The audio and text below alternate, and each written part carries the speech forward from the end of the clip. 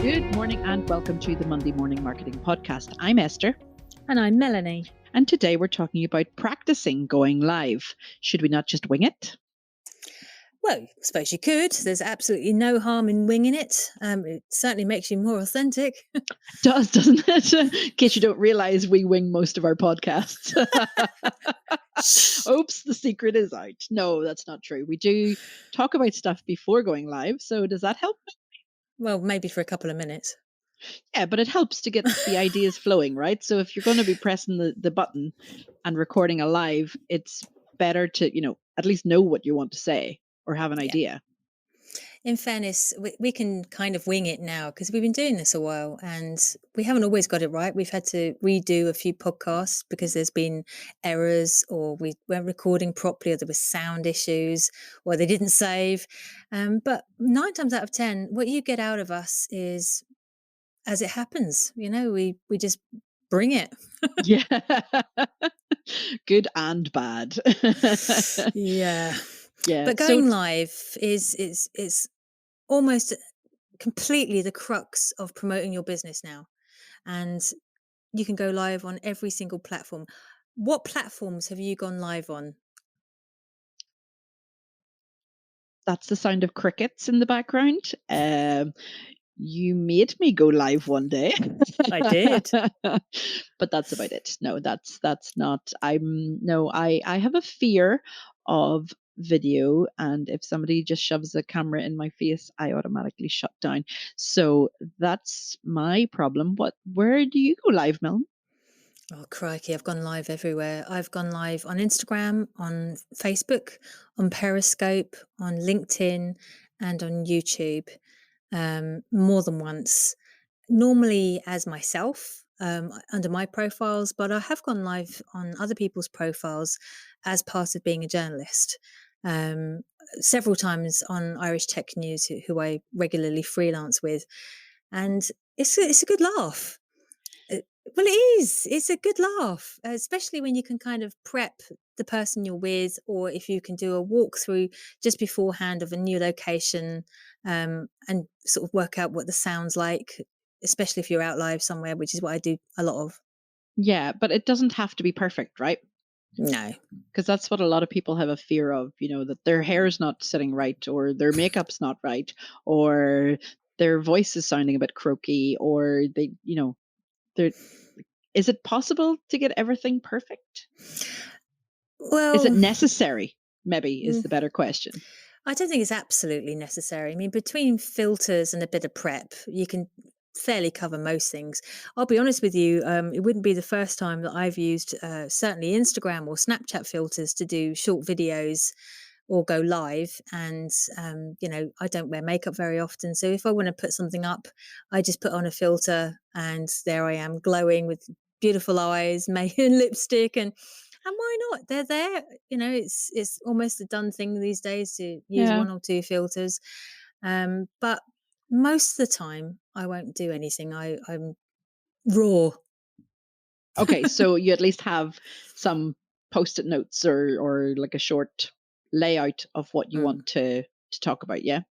Well, to practice going live, which is what the podcast is about, and we really should wander onto that at some stage, is eventually. I mean, we are winging it. Totally. But no, what I would recommend you do is it doesn't really matter which platform you're going to end up on, there is one place that you can practice under all the same circumstances as you would do on every other platform. And that is if you've got a personal Facebook profile. So if you have a personal Facebook profile and you've got a phone that you can use it on, go onto your personal profile, open it up and hit the live button. Once you've gone into that, so click into your audience, which is at the top left-hand corner of your phone. You can then select out of the drop-down menu. You may currently be on specified friends or friends only or public. You can select only me out of the drop-down menu. Once you've selected that, you are then only filming to yourself unless you share it out again afterwards. And when you're doing the Only Me, you can check your lighting, you can check the sound, you can check the strength of your recording, because it may be perfect in every way, but it's very, very poor quality. So, and this is your chance to check and see if you're positioned right as well. If you've got your hand up or down, people don't want to see your chin. They don't want to see too much background if you're supposed to be the focus.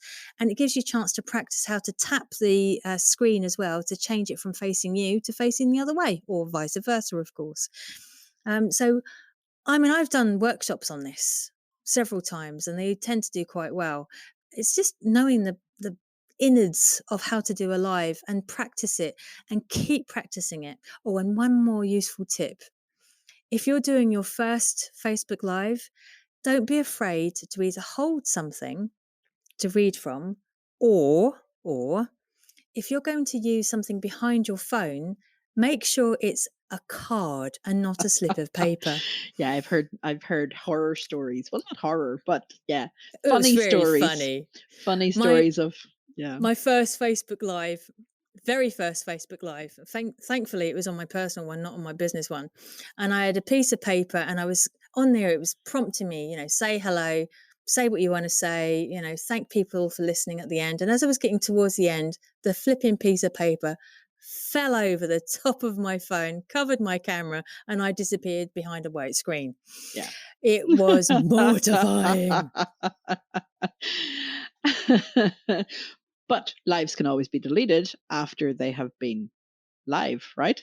Oh, absolutely. They can be deleted. And the great thing about the Only Me is that can also be deleted immediately. Or you can do maybe a Facebook Live to a small group of friends and think, oh, that went really well. And then you can share it. But obviously, it's not live then, it's pre No, recorded. it's pre-recorded.